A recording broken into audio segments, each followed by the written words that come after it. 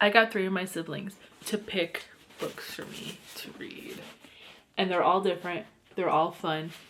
And I'm going to take you with me to read them.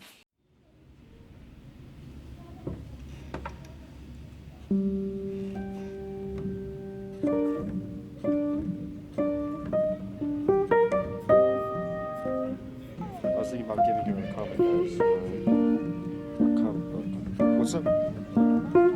Comic book, yeah. You said I can choose any book, right? We'll go that way right now. And I say comics.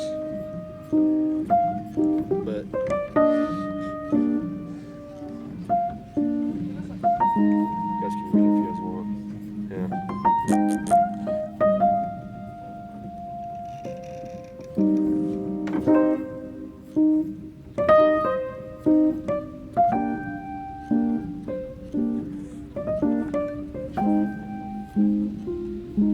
It's not even on correctly.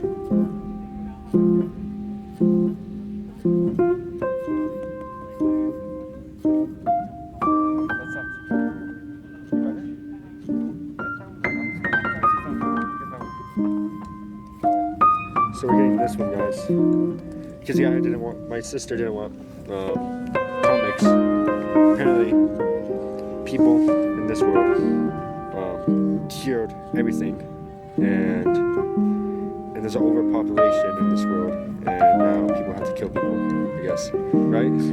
Yeah, like they only certain. Yeah, only certain people kill people.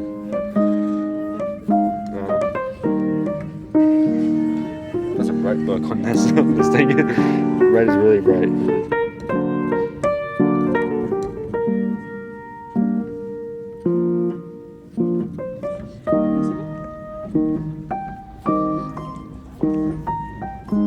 It's by John Green and I like John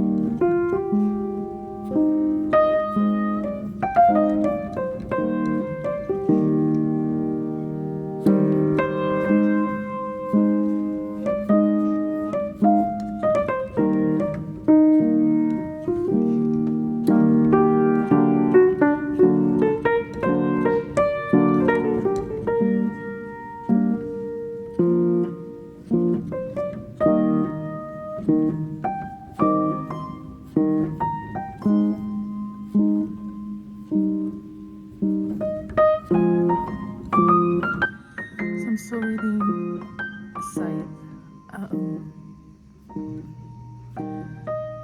I didn't expect it to be so introspective and so, probably can't hear me with the mic being covered like that, and so just commentary on mortality and a commentary on what would happen if we somehow, in some way, in this book apparently in 2024, figure out how to live forever and how that affects society as a whole, how it affects how we look at each other, how we see worth in one another, how we see worth in family, and even something as simple as art. Not simple. It's not simple as an artist. I should not be saying that. Something like art.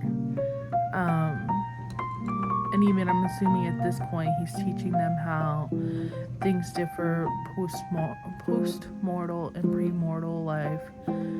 How things are just different, and how people are so reckless with the way that they live, because they now live forever and they can be healed from the most reckless and heart-wrenching things. But yeah, hopefully I get to finish this week. I'm on page 40. It's a very, very interesting book. It's a very quick read.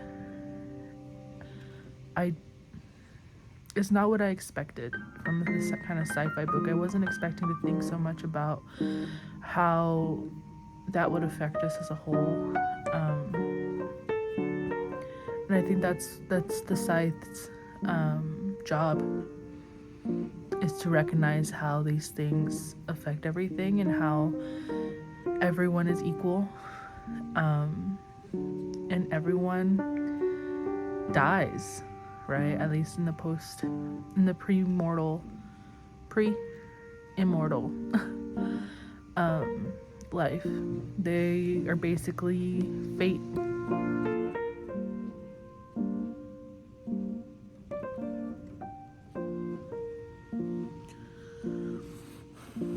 It also makes me think, because at this point they've been living for a long time like this, to the point where people can like go back in time within their own body up until their 20s, or at the minimum of their 20s. So it makes me think, is like, have they tried other things to keep the population from growing so hard? Like, are they looking back into history of like China, who had the one-child policy, or are they looking back into, you know, I don't want to say castration, but like birth control, like, honestly, like, because some of these people like have kids and have kids and have kids. This one character, his grandma just went back in time to be 25 and is pregnant again. So like, it's obvious that they have the scientific knowledge to create a society that doesn't have so many people, but they chose to do it in the way of the Scythe, where they go and kill a certain amount of people a year. So it makes you question, like, have they tried other things? Have they tried everything in the book to, you know, fix this issue? Because it seems to be their only issue, is that the fact that people don't die and the population is growing.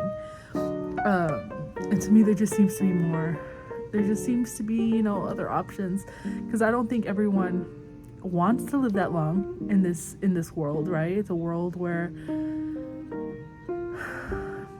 I'm assuming it's a godless world. I'm assuming it's that, you know, the Christian life is not a thing. Jesus is not a thing, right? So, like, just thinking, is there not other options? Is there not other options? Because some of these people, like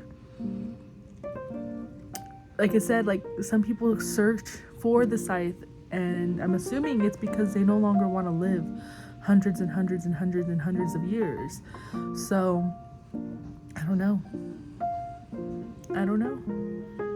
I don't know what the option is here, because it's true, like everyone's the same. But is there no other option? They seem to be okay with taking on this responsibility of fate and, you know, just and, you know, what is right. Have they tried other things in the same realm of, you know, what is right and what is wrong?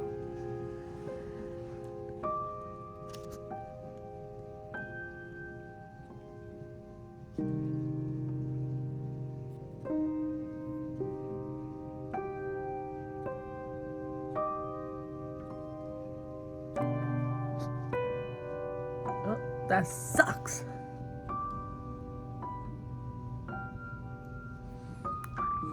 Everyone agrees to this?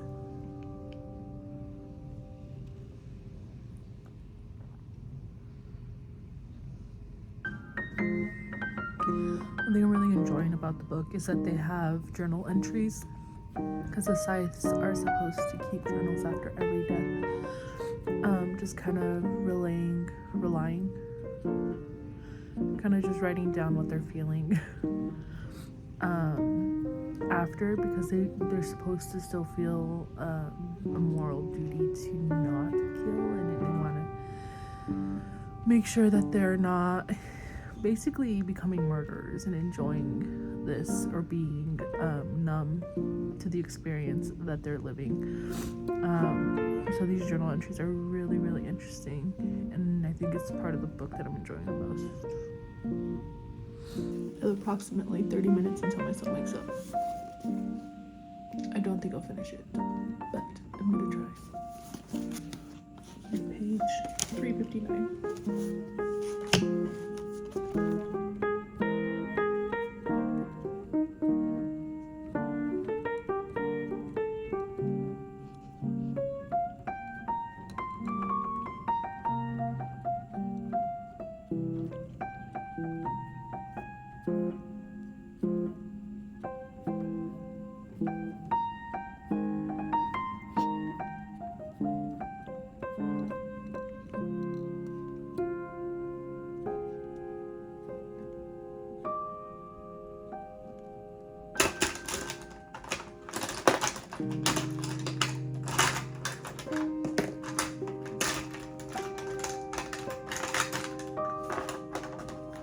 Everything like wrapped.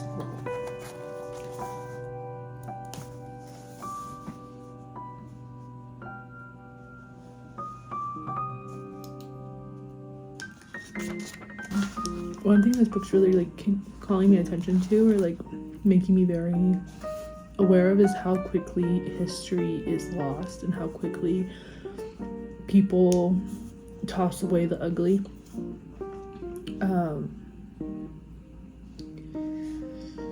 And it's only been like 200 years, I think, since like normal life. So yeah, it's kind of scary.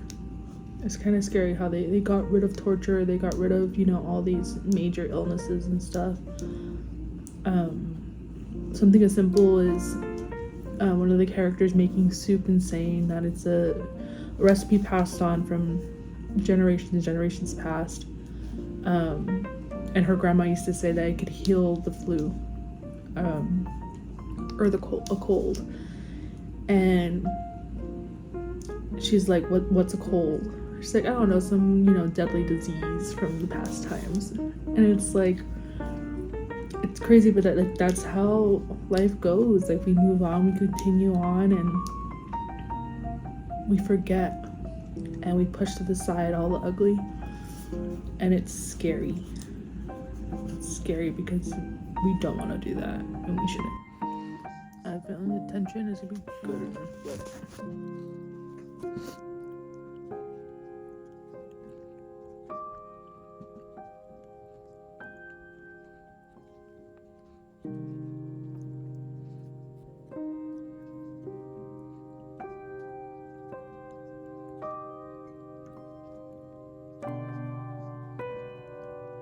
Why is it green to it? Red flag fish.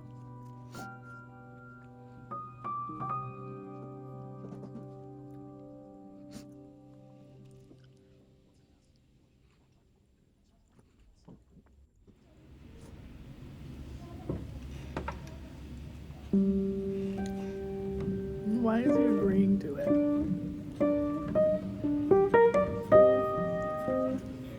Red flag.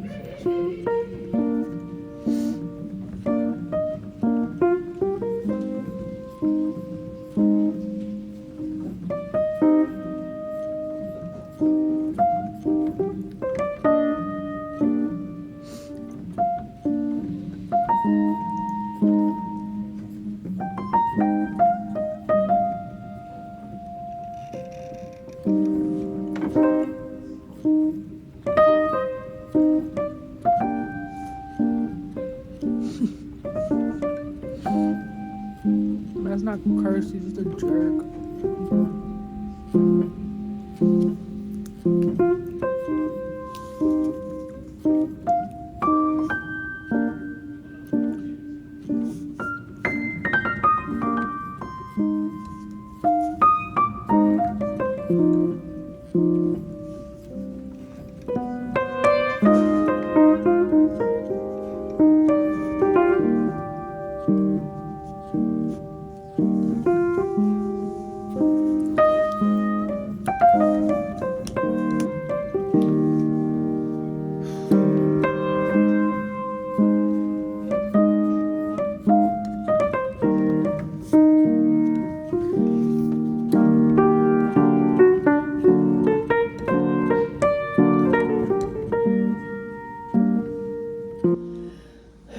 I made it to page 101, and I think it's a really fast read, which is kind of nice. But I hate the fact that I like this guy. I think it just goes to show how, as women, we love the toxic men. We love the toxicity. This guy sucks. I'm excited for her.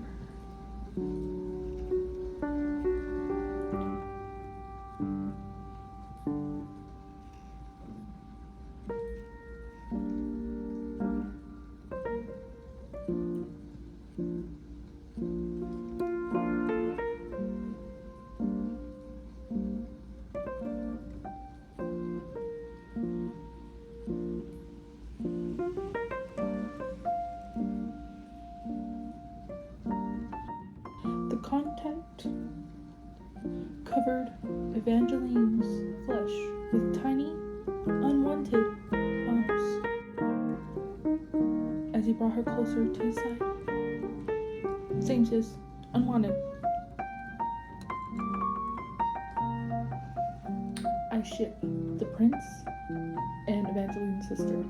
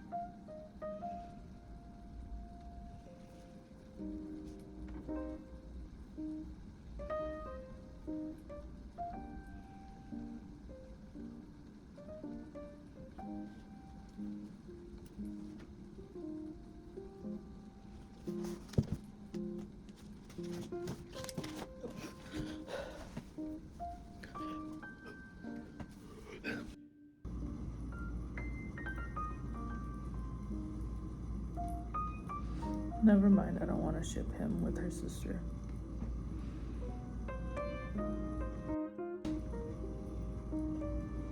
He's jelly.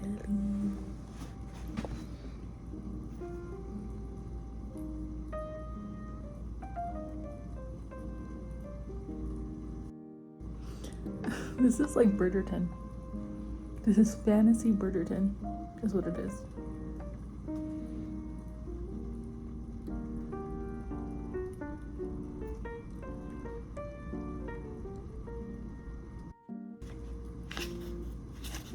We got all these short chapters. It's literally like one page. I kind of like it.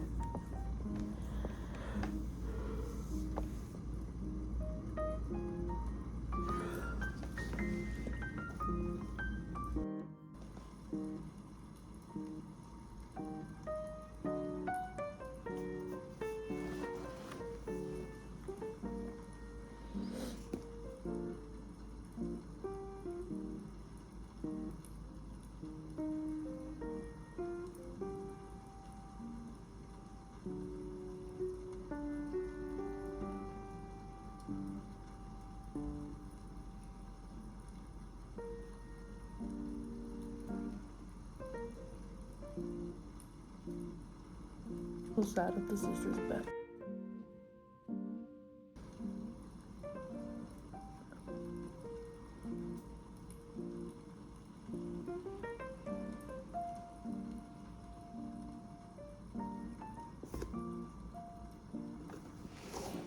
Okay, I gotta wake up the bean.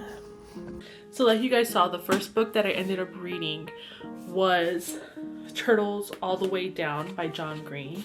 I've never read a book by this author. I know he was really popular when we were like teenagers, I think, because I know my sister really loved John Green.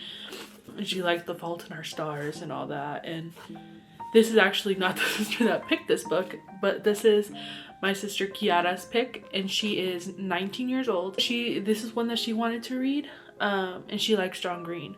So yeah, when I asked her, I was like, okay, so what did you think I rated it? She thought I was gonna give it a 3.5, and I actually ended up giving it a 3.75.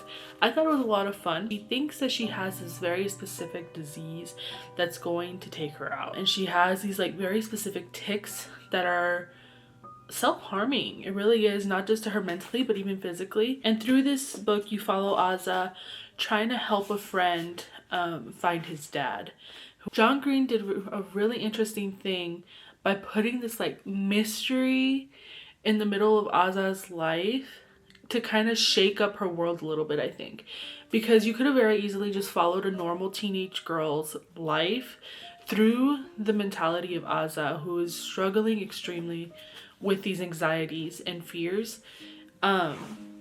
So putting her in a place where she has to push herself, where she has to kind of step out of her comfort zone to help her friends and be able to like maneuver life as a teenager and as like this detective figure for her friend is really interesting. And I think the best part of this book wasn't the mystery, because like I said, it's in the background, and it isn't even the love story, as sweet as it is. It really is just trying to connect with Aza and trying to see her kind of self-deprecate and wanting her to get better, but understanding also like from her mind's perspective why she's struggling so much and why she has this fear of death, and how, you know, even when you have the most supportive people around you, she's struggling. And we all kind of struggle with our own mental things and kind of struggle with, you know, these things that we have to kind of like push ourselves to get out of and push ourselves to just like live a normal life so that we could be around the people who love us and who we love. But yeah, John Green did a really interesting thing with that. I don't know if I'll read more of his stuff, but I do think he was entertaining. I did enjoy his writing style. I think he's very poetic in his writing style, and I really do like that. But yeah, my sister Kia did a really, really good job with this book. I don't normally read a lot of fiction. I really, really like world building and stuff and fantasy, and it's something that I really enjoy and kind of step out of. But I also really enjoy reading about people who are flawed and people who have issues that maybe you can't relate to, but you can definitely sympathize and have empathy for. So yeah, that was the first one I read this week. The next one I ended up reading was Scythe. And this has actually been on my radar for a while. I wanted to read it with my husband. And when I was looking at books with my brother Isaiah, who's also 19, just going through all the books, and he's like, well, that one looks cool and that one looks cool. And as you guys know, I'm someone who doesn't go into books knowing a whole lot about the books. But I knew a little bit about this one. It's a world where they have cured death. So no one dies anymore. No one has diseases. No one dies. They live forever, basically. But with that, there is the issue of overpopulation. And they have an expansion of what we have as the cloud called the Thunderhead that oversees everything but death. She takes care of food. She takes care of the housing issues. She takes care of jobs. She takes care of everything but death. And what they have for the solution for the overpopulation is this group called the Scythes. And the Scythes are the only ones who are ordained to take the lives of others. And they are led with the responsibility to take the lives of these people ethically, morally, and without bias or judgment. And most importantly, with grief in their heart while they do it. That is not how it goes down. And you learn a lot about the world within this book. I'm actually currently on the second book and I'm really excited. I literally picked words off of this book and devoured it because of how good it really was. I had a lot of fun reading it. It is dark and it is very introspective, and it makes you think about mortality, and it makes you think about what happens if there was no death, which as a Christian is really hard to think about, considering we do think about one death and some of us might not even have that one death. And it's incredible to see them pick who they picked to take on this role as a Scythe, and who, you know, the different dynamics within the I forgot what they call it, the Imperial Scythes, within the organization of Scythes, and how much, you know, these people are truly trained to take lives and research and learn about the past, and how quickly how fast it is for you to forget about the past and what has happened in our future. And it's so scary,